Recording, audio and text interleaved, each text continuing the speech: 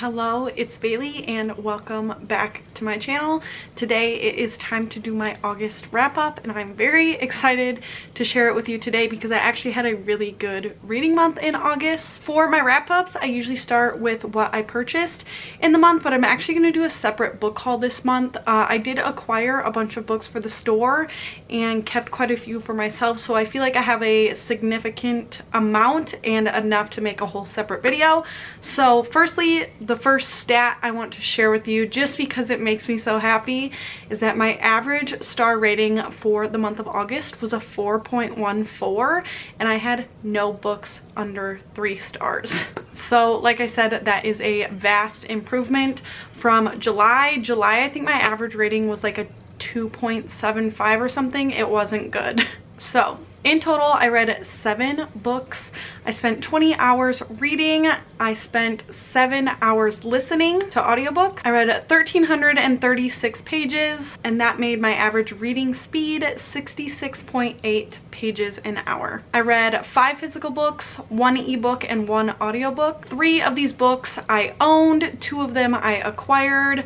1 was an Audible book and 1 was an art. I read 5 adult books and 2 children's. 2 were published in 2022, 3 were published in either 2020 or 2021, and then 2 were published before 2010. I had 3 romance, 2 adventure, 1 nonfiction, and 1 horror. So I had 2 3 stars, 4 4 stars, and 1 5 star. So let's get into it. As always, I share these books in the order of what I enjoyed the least to what I enjoyed the most. So what I ended up enjoying the least was Afternoon on the Amazon by Mary Pope Osborne. As you know, I am participating in the read-along that Kayla from Kayla Ray Reads and Martine from Just Martine are hosting for this series. This month there was 2 books and then a nonfiction. Sorry, the dog is barking.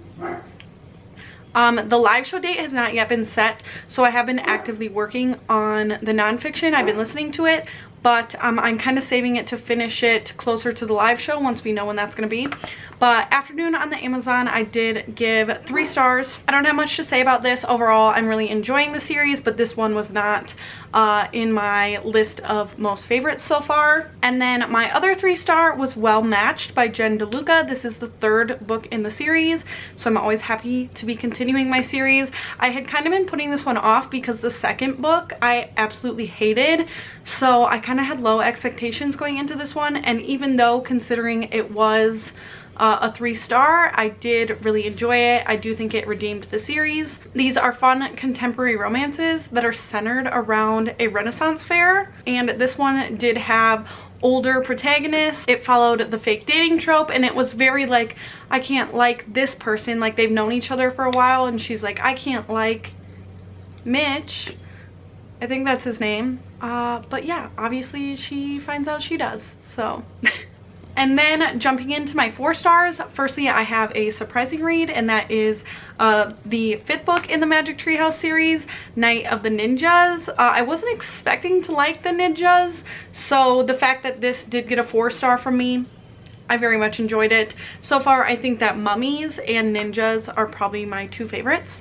And next I have the book that was the Shelf This Book Club pick for the month of August, and this one was picked by Kayla from Kayla Ray Reads, and that was Dead Silence by S.A. Barnes. This is a sci-fi horror set in space.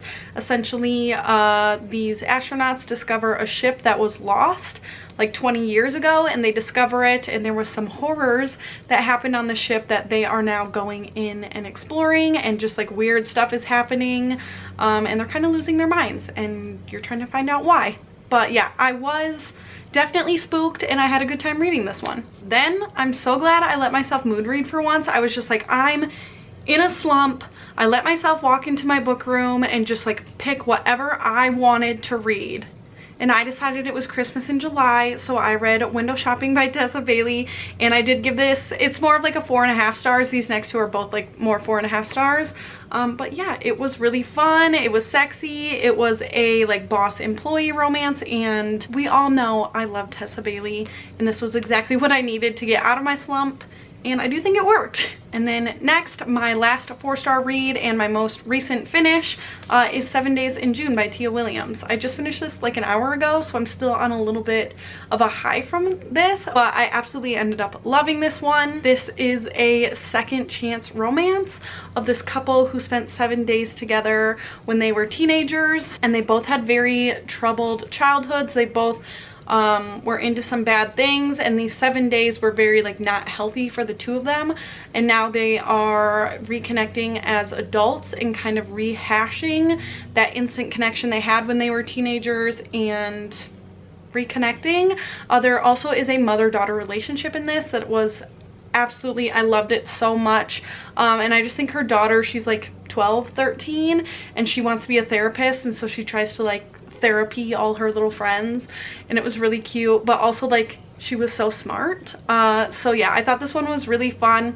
It is a contemporary romance, and it does use like a lot of current pop culture references, and I know that sometimes that can be done poorly, but I thought it was done really well in this one. And yeah, I really ended up loving this, and I'm so glad I finally got to this.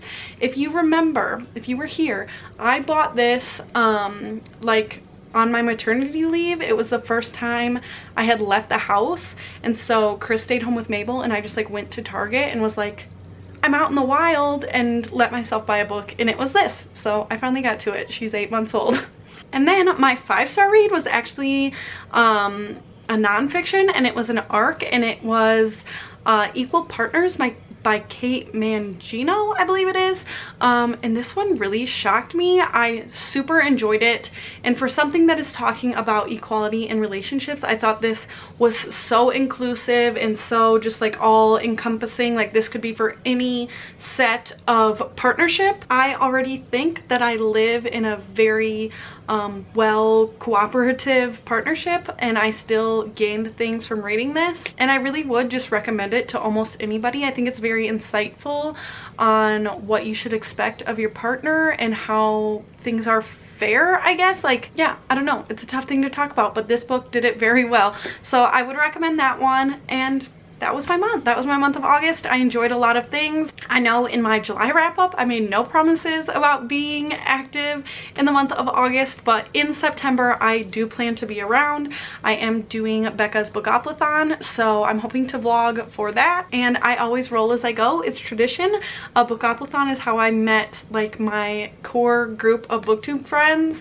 We all met through Bookoplathon, so it's tradition. I'm here to do it. So I'll see you very soon with that. Thank you so much for spending some time with me today, and I will see you again very soon. Bye!